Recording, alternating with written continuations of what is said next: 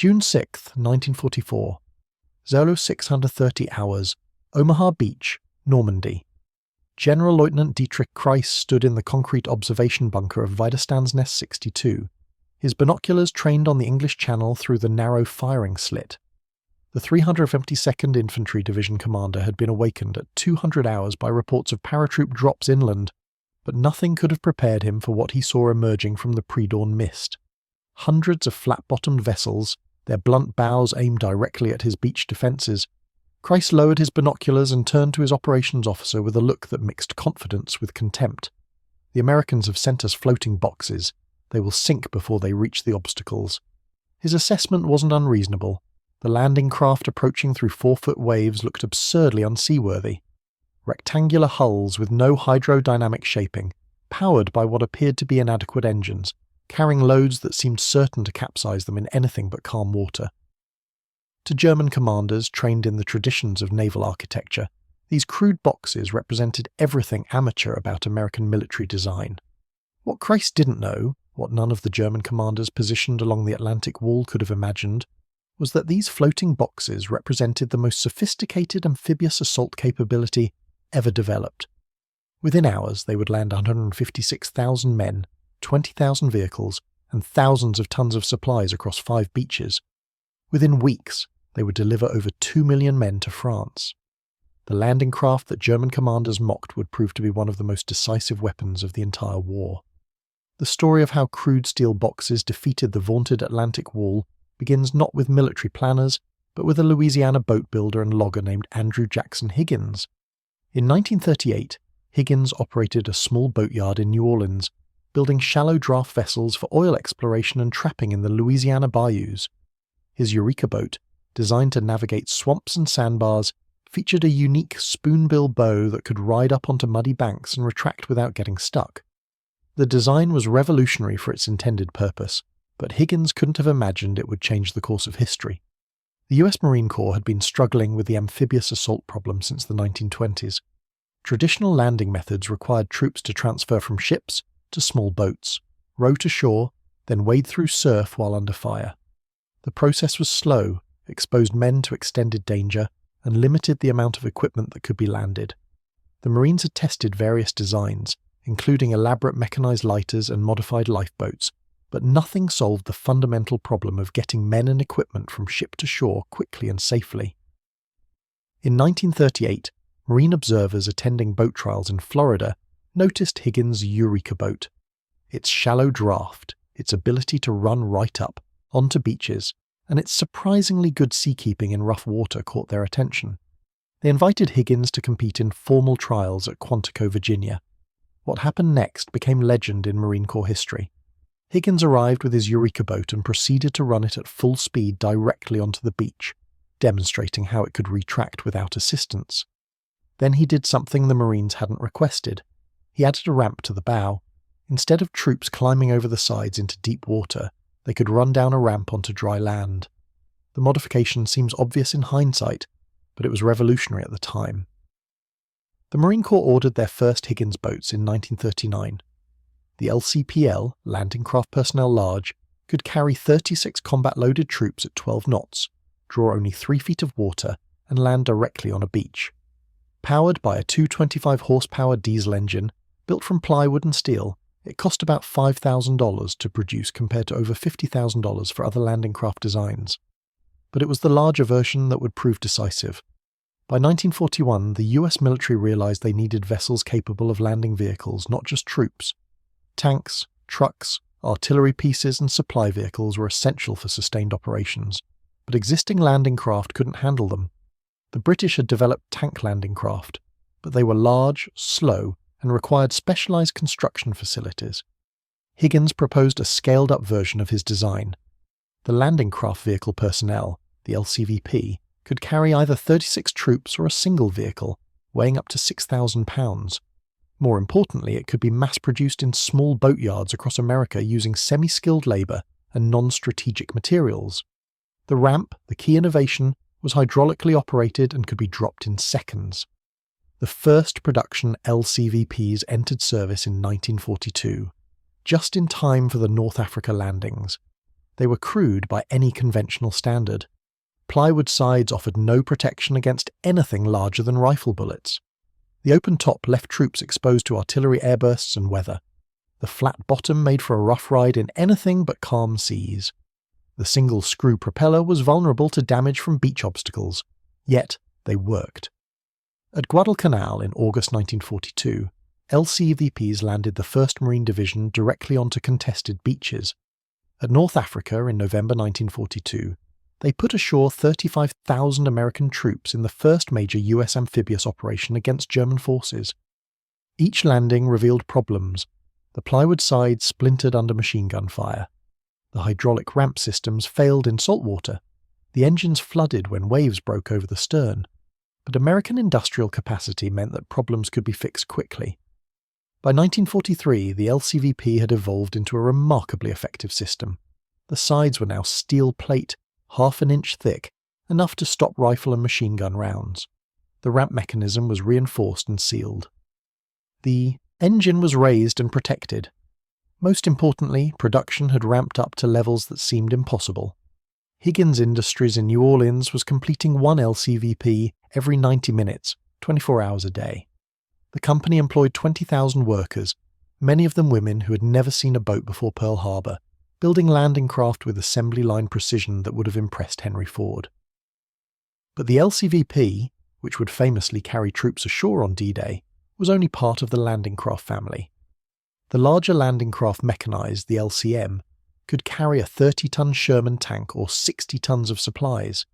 The massive landing craft tank, the LCT, could carry 4 Sherman tanks or 150 tons of vehicles and equipment.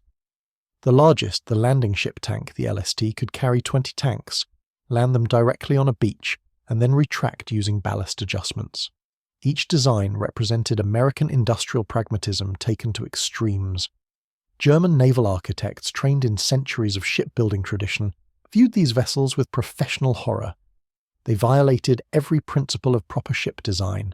The flat bottoms created terrible seakeeping characteristics. The blunt bows pushed water instead of cutting through it, reducing speed and increasing fuel consumption. The lack of subdivision meant that a single hit below the waterline could sink them. The open vehicle decks on LSTs made them top-heavy and prone to capsizing. Admiral Friedrich Rüger, assigned to oversee German naval defences in France, wrote in his diary after examining intelligence photographs of landing craft in English ports, "The American landing vessels appear to be emergency constructions of the crudest type, flat-bottom barges that would be unseaworthy in any significant wave action. Their capacity for carrying armoured vehicles is noted, but their ability to deliver them in combat conditions seems highly doubtful. These are ships built by a nation that does not understand the sea." This assessment was shared throughout the German command structure. At a conference in March 1944, General Feldmarschall Erwin Rommel, newly appointed to oversee Atlantic Wall defences, reviewed intelligence reports on Allied landing craft capabilities. His response, recorded in the conference minutes, reflected typical German confidence. "If they attempt to land with these barges, the sea itself will be our first line of defence. Half will sink in the crossing. The remainder will pile up on the obstacles like driftwood. We need only sweep the survivors from the beaches." This confidence informed German defensive strategy. The Atlantic Wall, stretching from Norway to the Spanish border, was designed to stop an amphibious invasion at the waterline. Rommel ordered the installation of hundreds of thousands of beach obstacles, Belgian gates, steel structures designed to rip the bottoms out of landing craft at high tide, hedgehogs, steel beams welded into crosses that would impale approaching vessels, tetrahedrons, pyramid-shaped concrete obstacles to block vehicle movement, Element C, steel frame obstacles topped with teller mines, posts and stakes, thousands of them, embedded in the sand at angles calculated to hold landing craft hulls. The obstacle belt extended from the low water mark to the high water mark, creating a killing zone 300 yards deep. Behind the obstacles, the beaches were pre-registered for artillery and mortar fire.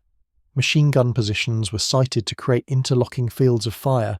The bunkers and strongpoints were built from reinforced concrete up to 6 feet thick, impervious to naval gunfire.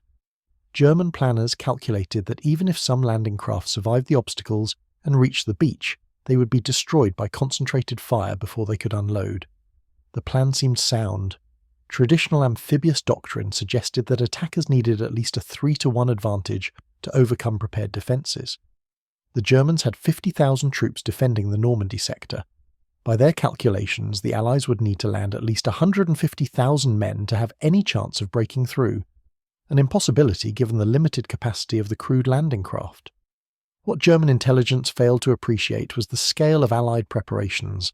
In southern England, every river, harbour and beach was crowded with landing craft. The sheer numbers defied comprehension. By June 1944, Allied forces had assembled 4,026 landing ships and craft of all types for Operation Overlord. This included 805 LCVPs, 189 LCMs, 836 LCTs, and 233 LSTs. Additional thousands of smaller craft, specialised vessels and support ships brought the total invasion fleet to over 6,000 vessels. The Higgins boatyard in New Orleans had produced over 20,000 landing craft of various types. Other manufacturers across America had built thousands more. The British had contributed their own designs, including the specialised landing craft assault used by British and Canadian forces. This wasn't a landing force, it was an invasion fleet on a scale never before attempted. The German observation posts along the French coast had tracked the build-up, but the numbers seemed impossible to believe. Major Werner Pluskat, commanding the coastal artillery positions overlooking Omaha Beach, had filed reports in May 1944 estimating that the Allies had perhaps 500 landing craft available. His superiors considered even this estimate excessive. The reality was 10 times his highest guess. The Allied plan for D-Day was staggering in its complexity. The first wave would consist of specialised landing craft carrying combat engineers and demolition teams. Their job was to blow gaps through the beach obstacles under fire, creating paths for subsequent waves. The second wave would bring infantry and LCVPs, landing through the gaps in the obstacles. The third wave would deliver tanks and artillery and LCTs, providing fire support for troops advancing off the beaches. Subsequent waves would bring trucks, supplies, ammunition and reinforcements in an orchestrated ballet of controlled chaos. Each beach had a different timetable based on tides, obstacles, and defensive positions. At Utah Beach, the first wave was scheduled to land at 06:30 hours at low tide, when obstacles were exposed and could be avoided or destroyed. At Omaha, geography dictated a landing at 06:30 hours despite higher water that would hide many obstacles.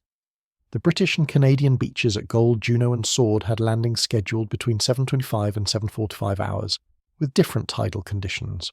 The German defenders, watching this assembly, remained confident. General Lieutenant Wilhelm Richter, commanding the 716th Infantry Division, defending much of the British and Canadian landing sectors, told his officers in late May, "Let them come with their toys. Their flat-bottom boxes will be target practice for our gunners. Those that reach the beach will be unable to retract. They will pile up, creating obstacles themselves. We will destroy them at our leisure." The night before D-Day, German confidence remained high. The weather was terrible, with storms in the Channel creating seas that no sane commander would attempt an amphibious landing in. The German Meteorological Service predicted that the bad weather would continue for at least another week, making any invasion impossible. Many senior German commanders were away from their posts. Rommel had returned to Germany for his wife's birthday, confident that no attack was imminent. When Allied paratroopers began landing after midnight, German commanders initially believed it was a diversion, a raid in force designed to draw attention away from the real invasion that would come later, at Calais, where the channel was narrowest. At 0550 hours, as the first landing craft approached the Normandy beaches in the grey dawn light, reality began to dawn on the German defenders.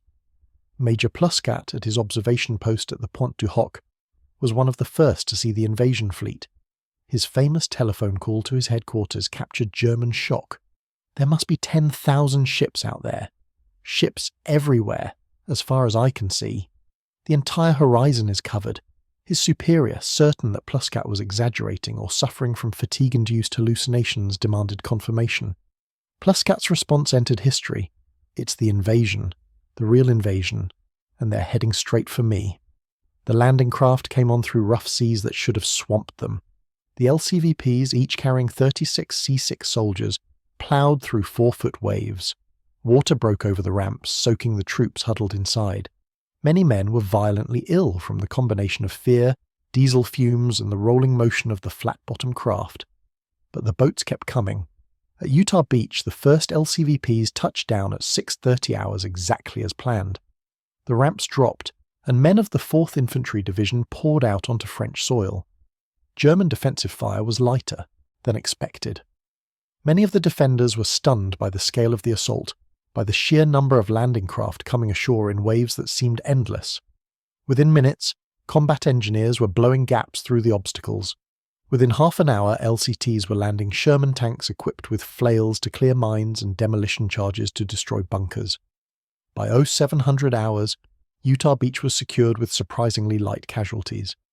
The landing craft that German commanders had expected to sink or pile up on obstacles were retracting, returning to the ships offshore and coming back with more troops and equipment. At Omaha Beach, the situation was far more desperate. The first wave of LCVPs ran into murderous fire from German positions that had not been suppressed by the preliminary bombardment. The 372nd Infantry Division, veterans of the Eastern Front, were positioned in depth with clear fields of fire across the entire beach. As the ramps dropped on the first landing craft, machine gun and rifle fire swept the boats. Men fell in the water, weighed down by 60 pounds of equipment. Those who made it to the beach found themselves pinned down behind the seawall with casualties mounting by the minute. But the landing craft kept coming. Every few minutes, new waves of LCVPs grounded on the beach. Some were hit by artillery fire and exploded. Others were holed by obstacles and sank in the surf. But most made it through, dropped their ramps, discharged their troops, and retracted to bring more men forward. The German defenders fired until their barrels glowed red. They threw hand grenades. They called down artillery and mortar fire, but they couldn't stop the landing craft. For every LCVP destroyed, 2 more appeared. For every wave of infantry cut down on the beach, another wave landed behind them. The crude steel boxes that were supposed to sink in the rough seas were proving nearly indestructible. General Lieutenant Kreis, watching from his bunker, realized with growing horror that his defenders were being overwhelmed not by superior tactics or better soldiers, but by sheer material superiority. The Americans had so many landing craft that losses didn't matter. They could afford to lose 50 LCVPs and still land more troops than the Germans could kill. By 0800 hours, even with Omaha Beach in chaos and casualties mounting, more American soldiers were on French soil than Kreis had troops in his entire division. By 0900 hours, Rangers had scaled the cliffs at Pointe du Hoc using ladders carried on specialised LCVPs equipped with London Fire Brigade extension ladders. By 1000 hours, combat engineers had blown 13 gaps through the beach obstacles at Omaha, and LCTs were landing tanks and self-propelled artillery. The first LSTs beached at 1100 hours, their bow doors opening to discharge trucks, bulldozers, and tons of supplies directly onto the sand. At the British and Canadian beaches, the story was similar. Gold Beach saw 25,000 men landed by 1300 hours. At Juno Beach, Canadian forces fought through determined resistance, with landing craft losses running at 30% in some waves, but the beaches were secured by afternoon. Sword Beach, the easternmost landing, saw British troops advancing inland within hours of the first landing. The specialised British landing craft, including LCT versions equipped with tanks modified for breaching obstacles and laying temporary bridges, proved devastatingly effective, but it was the sheer numbers that overwhelmed German defences. Admiral Ruge, arriving at Rommel's headquarters that afternoon to brief on naval operations, was confronted with reports from all 5 beaches. Everywhere, the story was the same. The landing craft were coming ashore in waves that couldn't be stopped. Some were destroyed, but the Allies didn't seem to care. They had so many that losses were irrelevant. Ruge's diary entry for June 6, 1944 captured German shock. Our entire defensive concept was based on destroying or disrupting the landing force, while most vulnerable, in the water or on the beach. We calculated that our obstacles and defensive fire would sink or disable at least half of any assault wave, forcing the attackers to pause and regroup. We were wrong. The Americans landed with such overwhelming numbers of these crude vessels that our obstacles were simply bypassed or blown up. Their landing craft, which we dismissed as unseaworthy barges, proved capable of operating in seas that we considered impossible for amphibious operations. Where we expected dozens, we faced hundreds. Where we destroyed 10, 20 more appeared. This is not warfare as we understand it.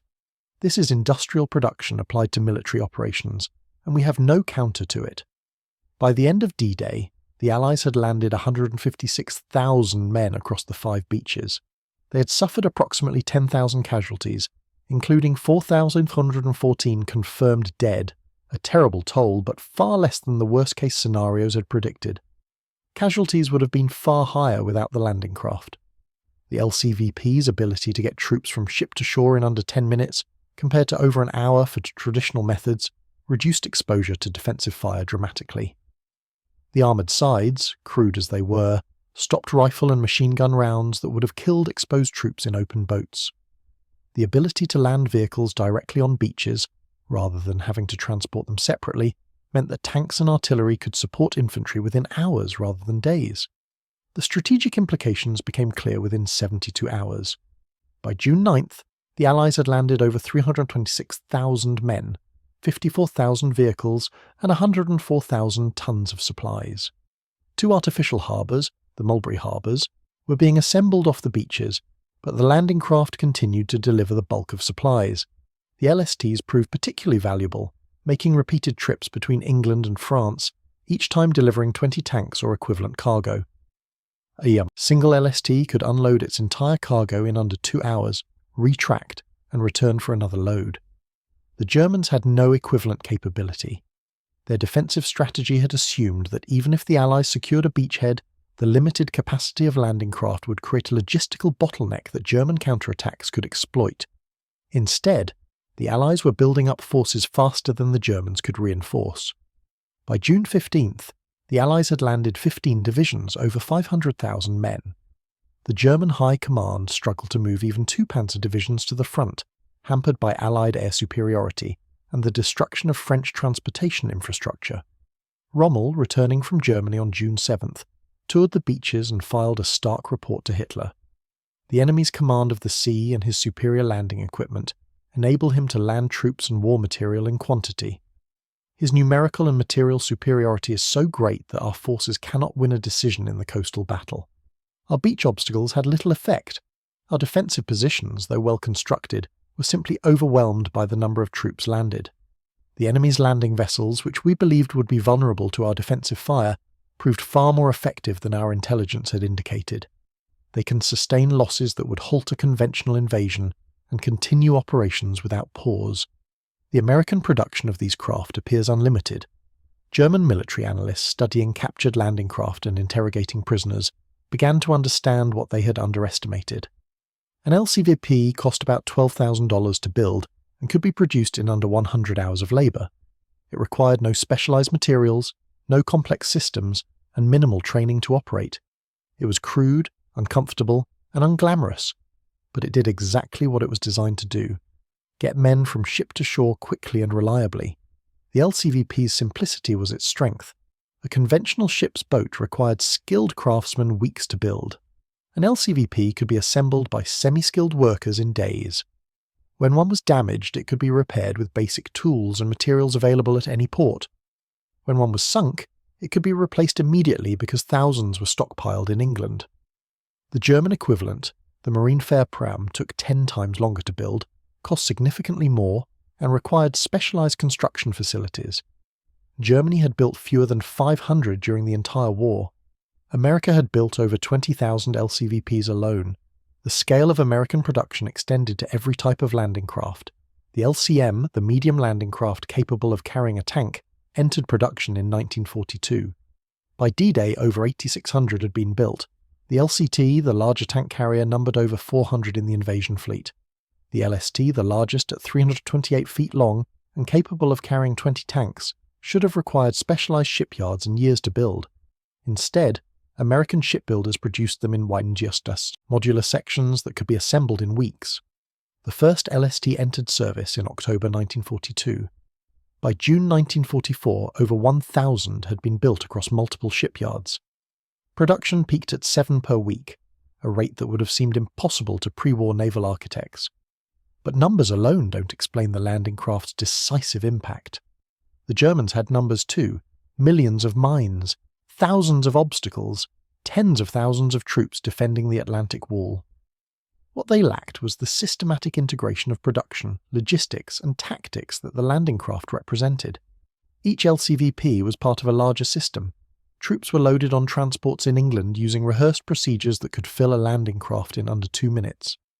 The craft were organised in waves, with each wave timed to land at specific intervals on designated beach sectors.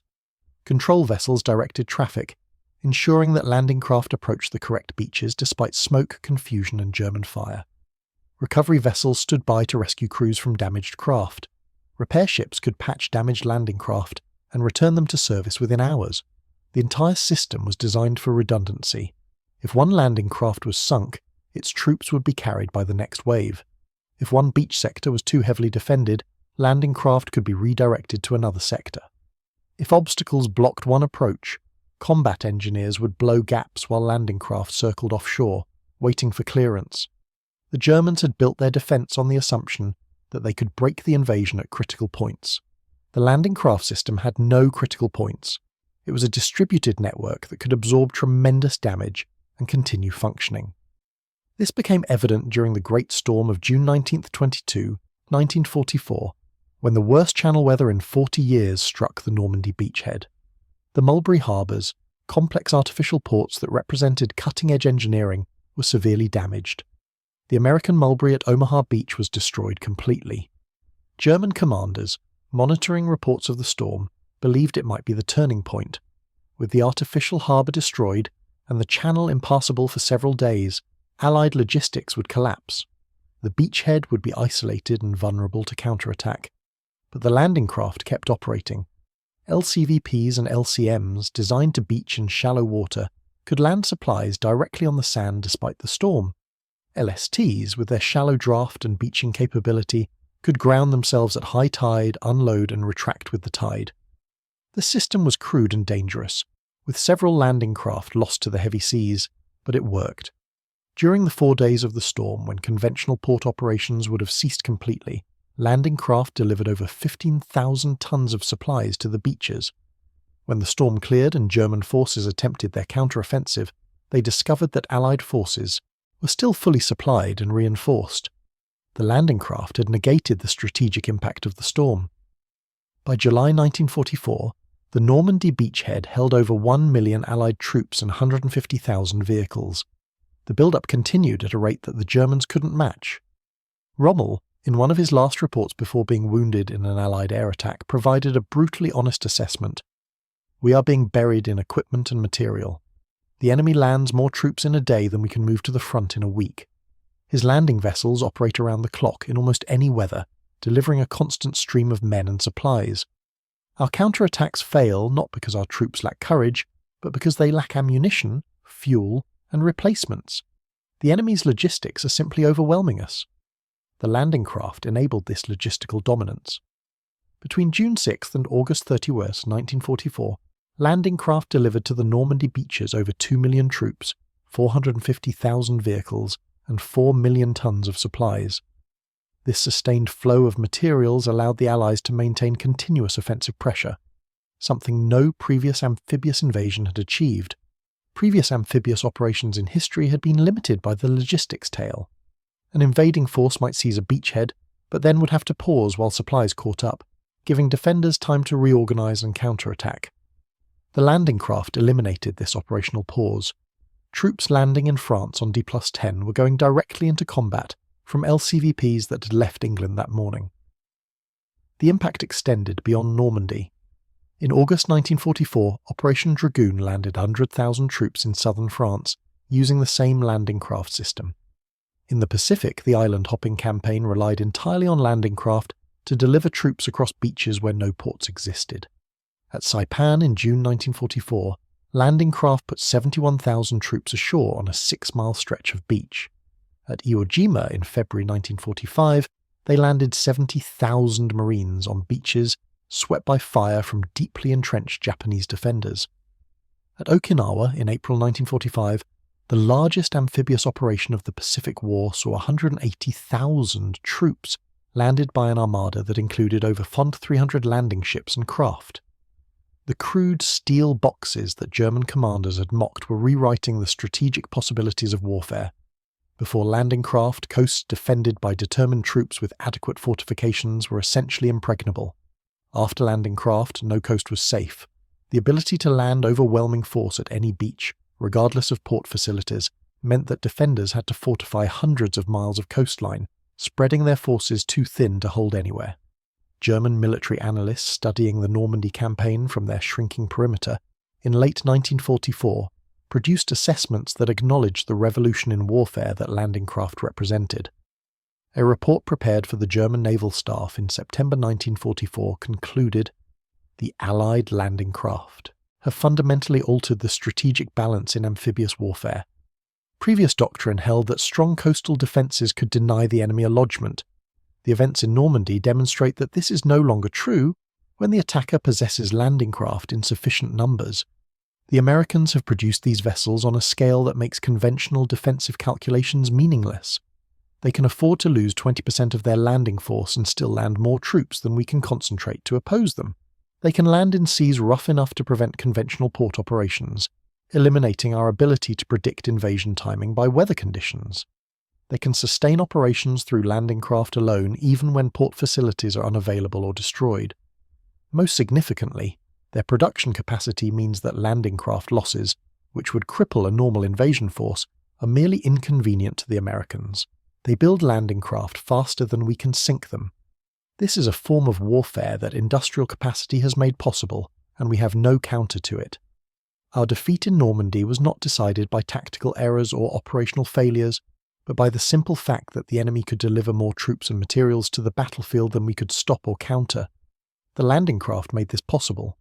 Some German commanders refused to accept this analysis, insisting that better tactics or more aggressive counterattacks could have defeated the invasion. But the evidence was overwhelming. At every amphibious landing from North Africa to the Philippines, landing craft had delivered decisive numerical superiority to the attacking force. The simplicity of their design made them unstoppable. They had no complex systems to break down, no vulnerable points to target, no logistical requirements that couldn't be met. They were crude, uncomfortable, and unglamorous, but they worked with a reliability that sophisticated weapons couldn't match. The psychological impact on German defenders was significant.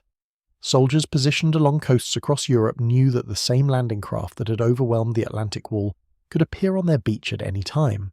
The knowledge that no defence could stop a determined landing craft assault sapped morale and complicated defensive planning. Resources had to be spread along thousands of miles of coastline. Mobile reserves had to be positioned to respond to landings anywhere, reducing concentration of force everywhere. The production statistics remain staggering by any measure. Between 1942 and 1945, American industry produced 23,358 landing craft of all types. This included 2,150 LCVPs, 2,631 LCMs, 435 LCTs, and all 51 LSTs. British production added thousands more. The peak production rate reached 1,500 landing craft per month in 1944. The Higgins Industries plant in New Orleans alone employed 20,000 workers and operated 7 days a week, 24 hours a day for 3 years. The company produced landing craft, PT boats, and other vessels at a rate that seemed impossible to observers. The workforce included housewives who had never worked outside the home, teenagers fresh out of high school, and retirees who came out of retirement to support the war effort. They worked with materials that were often scarce due to wartime shortages, improvising and adapting to keep production moving. The landing craft were built from ordinary materials: steel plate, plywood, basic engines, simple hydraulics, nothing exotic, nothing that required rare materials or specialized manufacturing capability. This ordinariness was strategic genius. Weapons that required titanium or specialized electronics could only be built in limited numbers at specialized facilities. Landing craft could be built anywhere that had basic metalworking capability. After the war, surplus landing craft found second lives around the world. LCVPs became fishing boats, ferries, and cargo vessels. LSTs were sold to commercial operators and served for decades carrying cargo to ports without deep water facilities. Some are still in service today, 80 years after their construction, testament to the durability of their simple design. In interviews conducted decades after the war, German veterans who defended the Atlantic Wall were asked what could have defeated the D-Day invasion. Their answers were remarkably consistent. More panzer divisions inland couldn't have helped. They would have been destroyed by Allied air power before reaching the beaches. Better beach obstacles wouldn't have mattered. The combat engineers blew gaps through them anyway.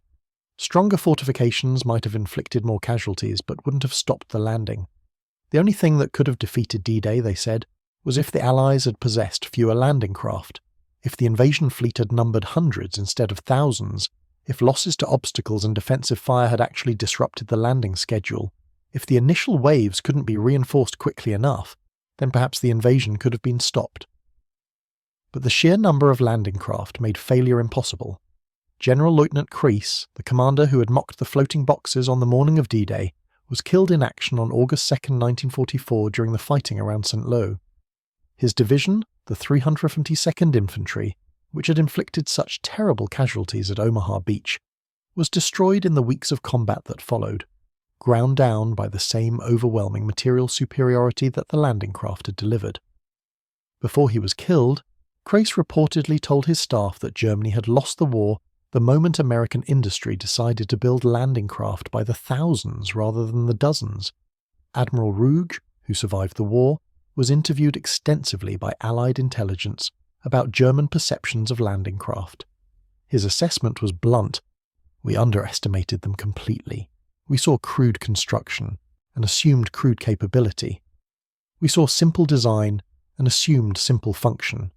We saw mass production and assumed low quality. We were wrong on every count. The American landing craft were exactly what they needed to be. No more, no less. They weren't beautiful, they weren't comfortable, they weren't sophisticated, but they could be built quickly, operated by minimally trained crews, maintained under difficult conditions, and employed in numbers that made tactical opposition irrelevant. You ask what we learned from facing them. We learned that in industrial warfare, adequate design produced in overwhelming numbers defeats superior design produced in limited quantities every time.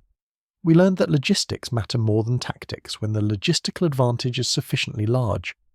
We learned that the nation which can build 10,000 crude but functional weapons will defeat the nation that builds 1,000 sophisticated but complex weapons. Most importantly, we learned that American industrial capacity was something we had no counter for. We could build excellent aircraft, superb tanks, powerful warships, but we couldn't build 20,000 of anything. The Americans could, and did. The landing craft were the perfect embodiment of this philosophy. General Dwight D. Eisenhower, Supreme Commander of Allied forces in Europe, was once asked what weapon had been most critical to victory. His answer surprised many who expected him to name heavy bombers, aircraft carriers, or atomic weapons.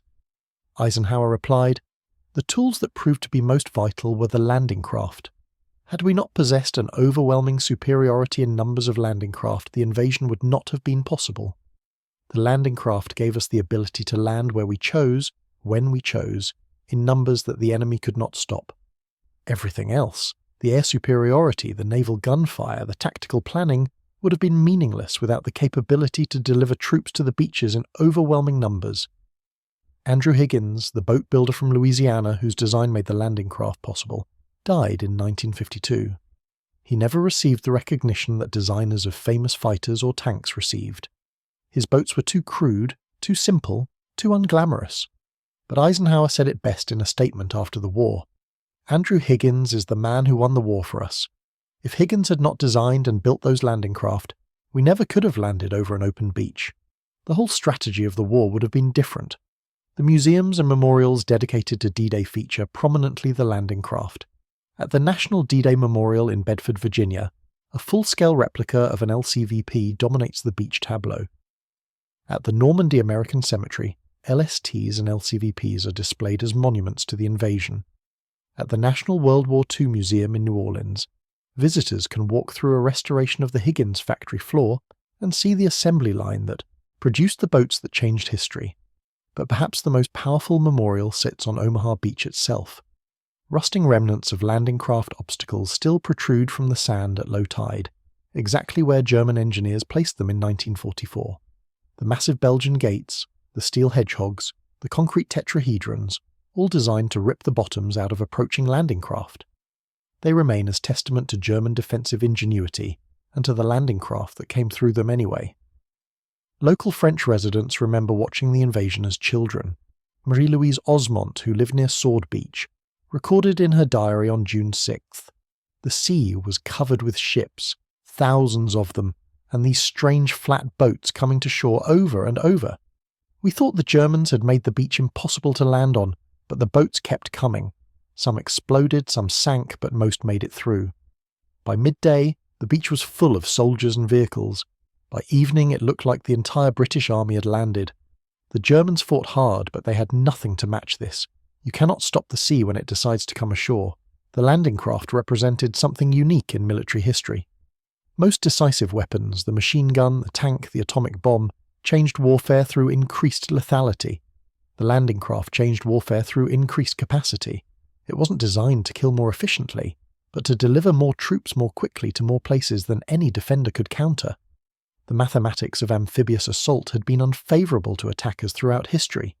Troops in boats were vulnerable, exposed, seasick, and unable to return fire effectively.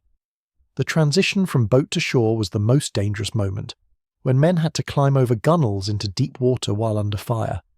Only a small percentage of attacking force could be landed in the first wave, giving defenders concentrated targets to engage. The landing craft reversed every equation. Troops remained under armour until the moment of landing. The ramp allowed them to exit quickly onto dry land in combat formation. The large capacity meant that 30 to 40 men landed simultaneously, rather than 6 to 8 from traditional boats. The ability to make multiple trips meant that subsequent waves could land before defenders recovered from the first wave. Most crucially, the sheer numbers meant that no defensive fire could stop the landing. A machine gun position might destroy one landing craft, killing 36 men. But while the gunner was focused on that target, 10 more landing craft were approaching. While he reloaded, 5 more landed. The defenders faced impossible target prioritization. Every landing craft was a threat, but there were too many to engage effectively. German after-action reports from D-Day describe this phenomenon repeatedly. A typical report from a bunker commander at Omaha Beach states, "We engaged the landing craft as they approached, achieving multiple hits. With machine gun and mortar fire, several craft were destroyed or disabled, but the volume of craft was such that for every one we hit, 5 more reached the beach. Our fields of fire were saturated with targets. We could not engage them all." Within 30 minutes, enemy troops were on the beach in such numbers that we could no longer prevent their advance. This saturation effect was exactly what American planners had intended. The landing craft weren't designed to be invulnerable. They were designed to be numerous enough that invulnerability didn't matter. Acceptable losses were calculated at 20%, a rate that would be catastrophic for conventional naval operations, but manageable when you had thousands of craft available. The actual loss rates on D-Day varied by beach. At Utah Beach, landing craft losses were under 5%.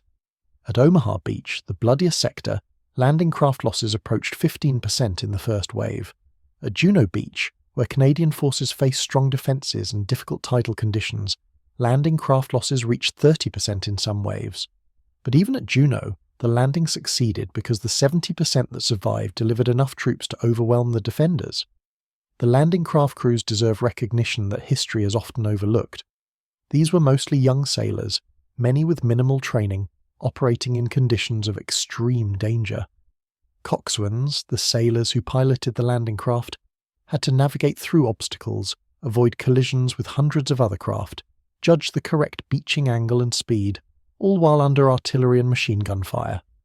Seaman Ray Stevens, a coxswain with the US Navy, made 6 trips to Omaha Beach on D-Day. His account captures the experience. The first trip was the worst. You're heading toward the beach and you can see the explosions, the tracers, the obstacles in the water. You know men are dying on that beach, and you're bringing more men to die, but you can't think about it. You have to focus on the navigation, on avoiding the obstacles, on getting the ramp down at the right spot. I grounded on the beach, dropped the ramp, and the soldiers poured out. Some fell immediately, others made it to cover. I retracted, turned around, and headed back for another load. By the third trip I was operating on instinct. You couldn't process what you were seeing, you just did your job. By the 6th trip, late afternoon, the beach was more organised. Wounded were being evacuated, supplies were piling up, tanks were moving inland. But I'll never forget those first trips, watching men run down my ramp into hell.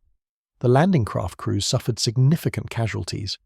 At Omaha Beach, Navy personnel operating landing craft had casualty rates comparable to the infantry they were landing. Several LCVPs took direct hits from artillery, killing the entire crew. Others were machine-gunned while retracting from the beach. Some struck mines and exploded, but like the infantry they kept coming. Wounded coxswains turned their craft over to anyone who could operate the controls and went back for medical treatment, only to return for additional trips once bandaged. The technical challenges of operating landing craft under combat conditions were immense. Saltwater corroded electrical systems, fouled fuel lines, and jammed hydraulic rams. Engines overheated from extended operation at high RPM. Propellers were damaged by obstacles and debris. Beach sand got into every moving part. Yet Navy maintenance crews kept the craft operational through improvisation and determination that matched the combat performance of the troops they supported. The lessons learned from landing craft operations influenced military doctrine for decades. The US Marine Corps developed the doctrine of amphibious warfare, incorporating landing craft as integral to every operation. The concept of vertical envelopment, using helicopters to bypass beaches entirely, emerged partly from studying how landing craft had revolutionized horizontal envelopment. Modern amphibious assault ships like the Wasp class and America class are essentially floating bases for landing craft and helicopters. They carry LCSC's landing craft air cushion, which are direct descendants of the World War II landing craft concept. Though using hovercraft technology instead of conventional hulls, LCACs serve the same function, delivering troops and vehicles from ship to shore quickly and in numbers sufficient to overwhelm defences. The vulnerability of landing craft to modern weapons, missiles, precision-guided munitions and advanced sensors has led some military theorists to question whether amphibious assault remains viable. But the fundamental principle that landing craft demonstrated remains valid. If an attacker can deliver overwhelming force to a defender's weakest point faster than the defender can concentrate forces to stop them, the attacker will win regardless of technological sophistication. This principle applies beyond military operations. The landing craft philosophy of adequate design, mass production, and overwhelming numbers has influenced everything from commercial aviation to consumer electronics. The idea that it's better to have 1,000 simple solutions working simultaneously than one complex solution working perfectly has proven applicable across industries. The German commanders who laughed at the landing craft on the morning of D-Day learned the hardest possible lesson about underestimating apparent simplicity. Their sophisticated understanding of naval architecture, their detailed defensive preparations, their experienced troops all became irrelevant when confronted with crude steel boxes arriving in numbers that made sophisticated resistance meaningless. By August 1944, those German commanders who survived had stopped laughing. General-Leutnant Hans von Obstfelder, commanding forces in Brittany, filed a report that captured the complete reversal of German attitudes. The enemy landing craft have proven to be the decisive factor in this campaign. Their ability to deliver unlimited troops and supplies directly to beaches, bypassing all our port defences, has made our strategic position untenable. We fortified the ports. They landed on the beaches. We concentrated troops at likely landing sites. They landed everywhere simultaneously. We prepared to counterattack the initial landing. They reinforced faster than we could attack. These crude vessels, which we dismissed as typically American, primitive but numerous, have defeated our sophisticated defensive strategy through the simple expedient of delivering more power to more places than we can possibly counter.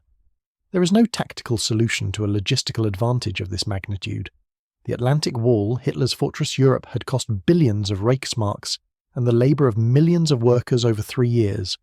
It featured the most advanced fortifications, the most sophisticated obstacles, the most carefully planned fields of fire. It was defeated in a single day by 13,000 landing craft, carrying 156,000 men who landed on beaches the Germans had thought impassable. The contrast between German and Allied approaches to the amphibious assault problem crystallized the broader strategic reality of World War II. Germany produced excellent weapons, superb tanks like the Tiger and Panther, outstanding aircraft like the Messerschmitt Me-262 jet fighter, advanced submarines like the Type Sattelmoor U-boat. But they produced them in limited numbers, often with manufacturing bottlenecks that prevented mass deployment. America produced adequate weapons. The M4 Sherman tank was inferior to German heavy tanks in many ways. The P-47 Thunderbolt was outperformed by German fighters in some flight regimes. The Fletcher-class destroyer was less sophisticated than German capital ships. But America produced these weapons in numbers that made technical inferiority strategically irrelevant. The landing craft embodied this philosophy perfectly. The post-war Strategic Bombing Survey, which analysed the effectiveness of various weapons and strategies, included a detailed study of landing craft impact. The conclusion was unequivocal. Landing craft were among the most cost-effective weapons of the war. The LCVP cost approximately $12,000 to build and could transport 36 troops or 6,000 pounds of cargo from ship to shore in under 10 minutes. The equivalent movement by traditional methods would have required expensive port facilities, extended time, and vastly greater shipping tonnage. A single LCVP, making 10 trips on D-Day, delivered 360 troops or 60,000 pounds of cargo. Over its service life, a typical LCVP made hundreds of trips, delivering thousands of troops and tons of supplies. The return on investment exceeded that of any weapon system in the American arsenal. The strategic impact extended beyond the immediate military effect. The landing craft enabled operations that would otherwise have been impossible. The liberation of France might have been delayed by years without the capability to land overwhelming force across open beaches. The island-hopping campaign in the Pacific would have been impossible without landing craft to deliver troops to atolls with no port facilities. The defeat of Japan was hastened by the ability to seize islands ever closer to the home islands, putting American heavy bombers within range of Japanese cities. Some historians argue that the atomic bomb ended World War II, others point to strategic bombing or submarine warfare. But a strong case can be made that landing craft were more decisive than any of these weapons. Without landing craft, the Allies would have been unable to invade Fortress Europe regardless of air superiority or naval dominance. Without landing craft, Japan could have prolonged the war by holding island strongpoints that conventional amphibious assault couldn't overcome. The atomic bombs ended the war, but landing craft made victory inevitable. The human dimension of the landing craft story extends beyond the crews and troops to the workers who built them. The Higgins Industries workforce in New Orleans was notable for its diversity. At a time when much of America was segregated, Higgins employed integrated work crews, with black and white workers side by side on the assembly line. He paid equal wages for equal work and promoted based on merit, policies that were revolutionary for the South in the 1940s. Higgins famously said, "I don't care if they're purple with green polka dots. If they can build boats, they can work for me." This pragmatic approach to racial equality, driven by the need to maximize production, demonstrated that integration was not only morally right, but economically beneficial. The Higgins workforce was among the most productive in American war industries, partly because it drew from the entire talent pool rather than limiting itself to white males. Women made up a significant portion of the landing craft workforce. At the Higgins plant, nearly 30% of workers were women, performing jobs from welding to final assembly. They worked 12-hour shifts, often with minimal training, building complex vessels to exacting standards. The famous Rosie the Riveter image of women war workers applies directly to landing craft production. Marie Provost, who worked at Higgins Industries from 1942 to 1945, recalled, "I had been a schoolteacher before the war. I had never touched a welding torch or a rivet gun. But they needed workers, and I needed to do my part. They gave us 2 weeks of training, then put us on the line building LCVPs. At first, I was terrified I'd make a mistake that would get soldiers killed. But the quality control was rigorous. Every weld was inspected, every rivet checked. If something wasn't right, it was fixed immediately. By the end, I knew I was building good boats. When I heard about D-Day and saw pictures of the landing craft on the beaches, I wondered if any of them were ones I'd worked on. I like to think they were, and that they did their job and brought boys home alive. The economic impact of landing craft production extended throughout the war economy. The steel mills providing plate, the engine manufacturers supplying power plants, the countless subcontractors making everything from hinges to hydraulic cylinders. Landing craft production employed hundreds of thousands of Americans across dozens of states. The multiplier effect meant that every landing craft built supported dozens of additional jobs in the supply chain. After the war, many of the workers who built landing craft transitioned to peacetime production using the same skills. Higgins Industries attempted to convert to building pleasure boats and small commercial vessels, but couldn't compete with peacetime manufacturers who hadn't maintained war-level overhead. The company gradually declined and was dissolved in the 1960s, but the workers who gained manufacturing skills building landing craft became the backbone of post-war American industry. The technological innovations developed for landing craft influenced civilian marine design. The ramp bow, initially unique to landing craft, became common on ferries and cargo vessels. The ballast systems developed for LSTs to enable beaching and retracting were adapted for roll-on, roll-off cargo ships. The shallow draft designs proved valuable for river and coastal operations in developing countries with limited port infrastructure. Several surplus landing craft were acquired by oceanographic research institutions and converted to research vessels. Their shallow draft and ability to operate in coastal waters made them ideal for marine biology research. Some operated well into the 1970s, 3 decades after their construction, testament to the durability of their simple design. The military legacy of landing craft extends to present-day amphibious operations. Every major navy maintains landing craft or their modern equivalents. The LCAC hovercraft used by the US Navy serves the same function as World War II LCMs, delivering tanks and vehicles from ship to shore. The helicopter-borne vertical assault, while technologically advanced, follows the same principle: deliver overwhelming force faster than defenders can react. The doctrinal lessons remain current. Modern Marine Corps planning emphasizes distributed operations and multiple landing points, preventing defenders from concentrating forces.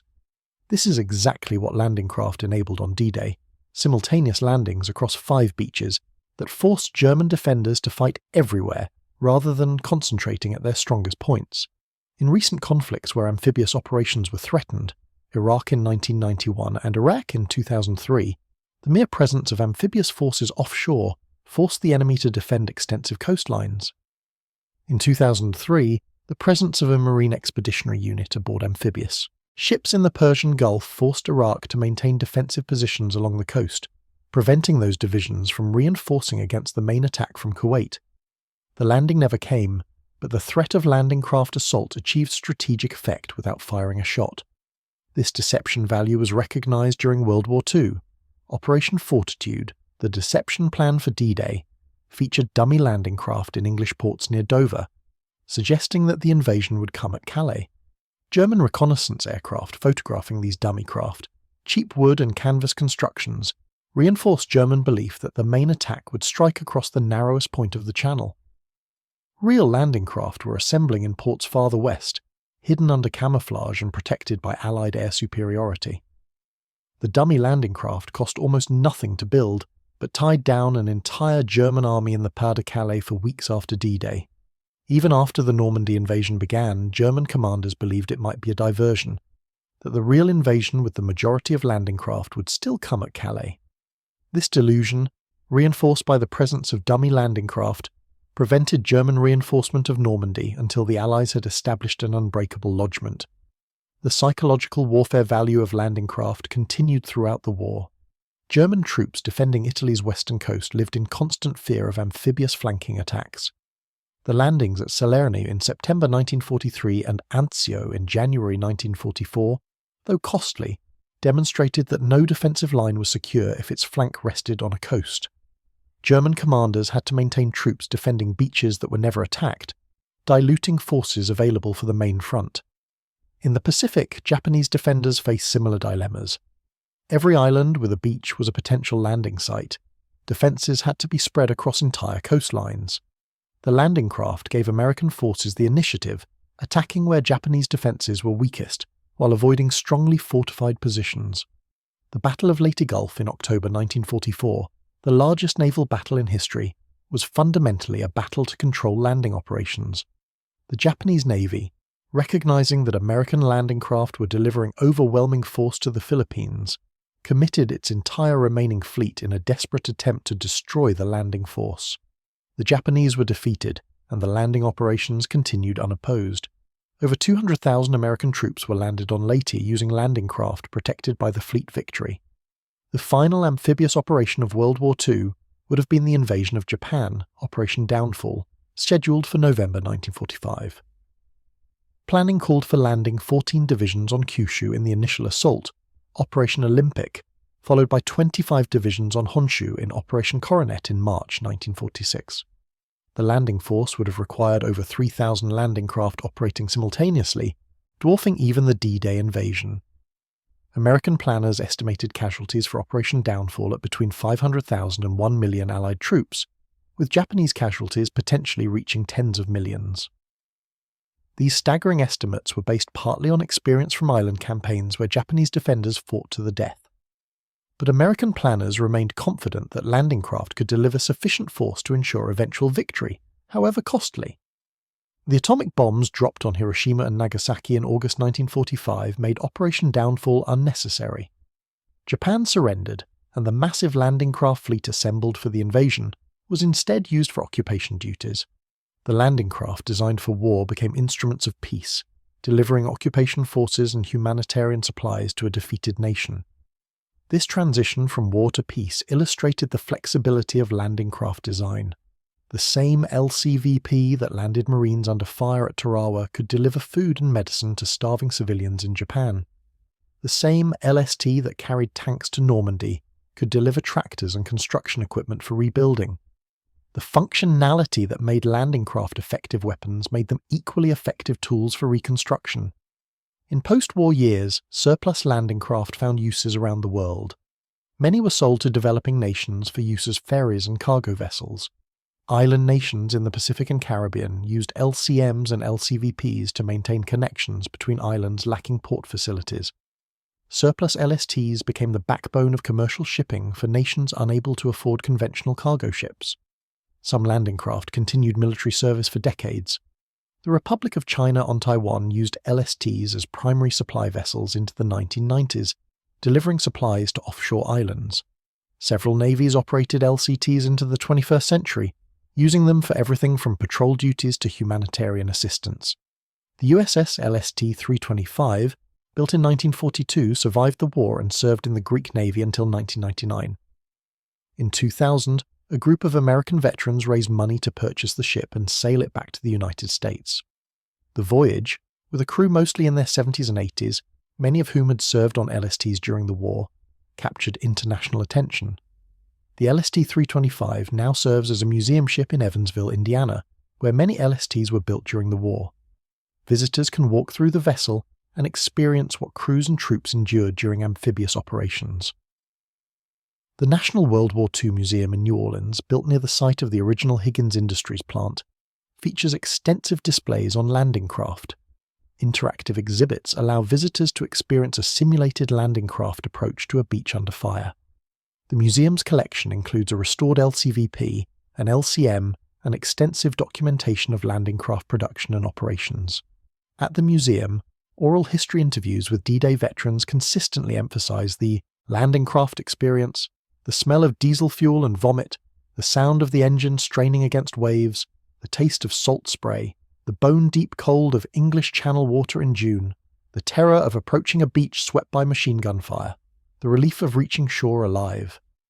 These sensory memories remain vivid 8 decades later. Robert Sales, who landed at Omaha Beach with the 1st Infantry Division, recalled in a 2004 interview, "The landing craft was my last touch of safety before hell. We were packed in there, 36 of us, and it was loud and rough and everybody was seasick. But at least we were together, protected by those steel sides. Then the ramp dropped, and you saw the beach, and you knew that in the next few seconds you might be dead. I ran down that ramp into water up to my waist. Men were falling around me, machine gun bullets hitting the water. I made it to the seawall somehow. When I looked back, I saw another landing craft coming in behind us and another behind that. They just kept coming. That's when I knew we were going to win. The Germans couldn't kill us fast enough. We had too many men, too many boats, too much of everything. Those landing craft brought us through. This soldier's eye view of landing craft as instruments of inevitable victory was shared by thousands of veterans. The landing craft represented American industrial might made tangible and personal. Each soldier knew that the boat that carried him ashore was one of thousands, that if his boat was hit, others would bring more men, that the landing wouldn't stop regardless of casualties.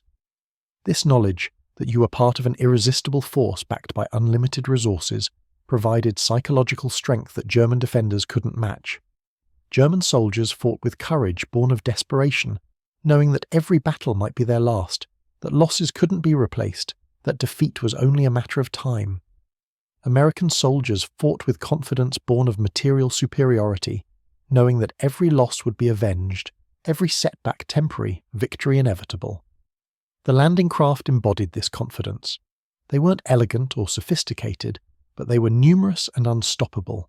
They represented a nation that could build 20,000 of anything it needed, staff them with trained crews, maintain them under impossible conditions, and employ them with a systematic thoroughness that left nothing to chance.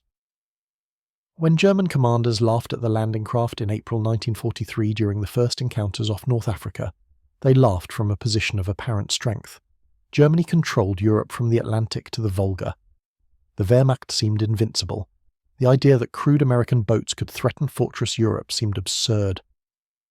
By June 1944, when those same landing craft delivered 156,000 men to the beaches of Normandy, German laughter had turned to stunned silence. By May 1945, when Germany surrendered unconditionally, the landing craft had become symbols of American power and German defeat.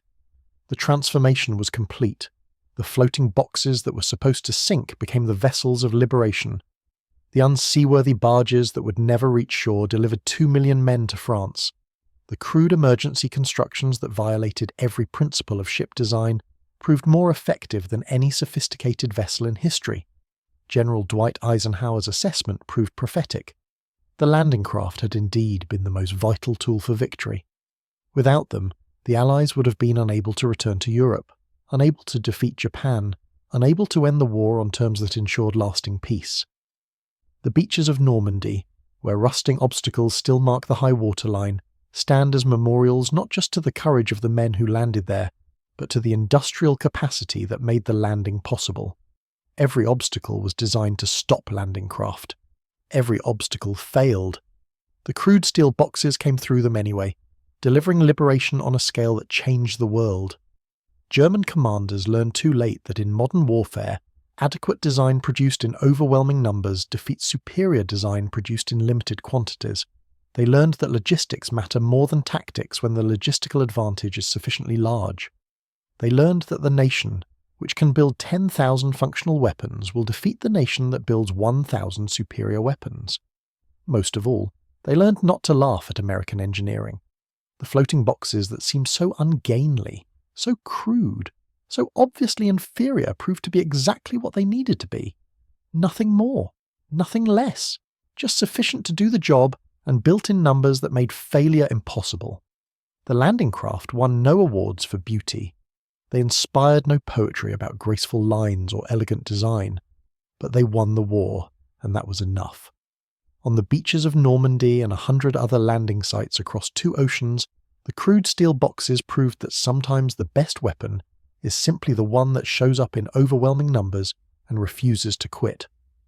The German commanders stopped laughing on June 6, 1944. By then, it was far too late. The tide had turned, and nothing could stop it.